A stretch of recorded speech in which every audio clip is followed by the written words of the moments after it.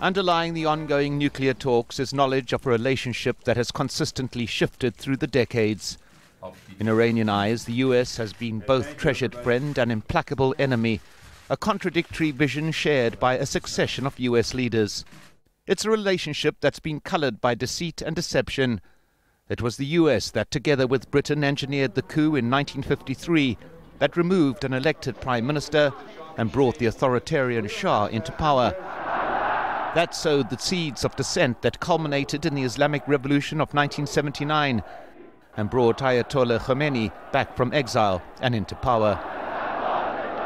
The US embassy in Tehran was seized, American hostages held for 444 days, a failed rescue attempt playing a major role in the downfall of President Jimmy Carter.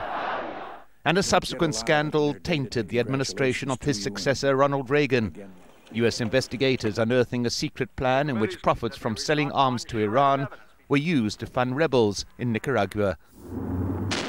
The relationship deteriorated even further as the US threw its support behind Saddam Hussein in his war against Iran, bolstering Iraq with a supply of weapons. Then in the last months of the war, a US ship shot down an Iranian civilian airliner. Nearly 300 people were killed. And yet not even 3 years later, when the US began its own war against Saddam Hussein, there were offers of help from the Iranian leadership. Offers that were repeated after the 9/11 attacks in 2001, when Iran quietly rounded up hundreds of al-Qaeda supporters and provided important intelligence to the US in its campaign to destroy the Taliban in Afghanistan. These moves were repudiated by George W. Bush, who added Iran to his infamous axis of evil that he accused of being behind the 9/11 conspiracy. States like these and their terrorist allies constitute an axis of evil. And there were no signs of tension easing in the 8 years that President Mahmoud Ahmadinejad was in power.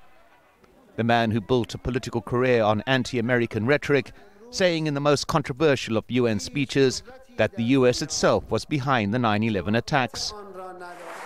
Then in 2013, Hassan Rouhani came to power, and the thaw in relations began when for the first time in more than 30 years, the leaders of the US and Iran spoke directly to each other. The very fact that this was the first communications between an American and Iranian president since 1979 underscores the deep mistrust between our countries, but it also indicates the prospect of moving beyond that difficult history. Yet Iran and the US remain on opposite sides in the two current conflicts that demand world attention. Tehran supporting President Bashar al-Assad in Syria and being accused of backing the Houthi rebels that threaten to seize power in all of Yemen. On one hand, evidence of Iranian threat, but a reminder also to the US and others of the critical role a friendly Iran could play in restoring harmony in the Middle East and beyond. Mike Hanna, Al Jazeera.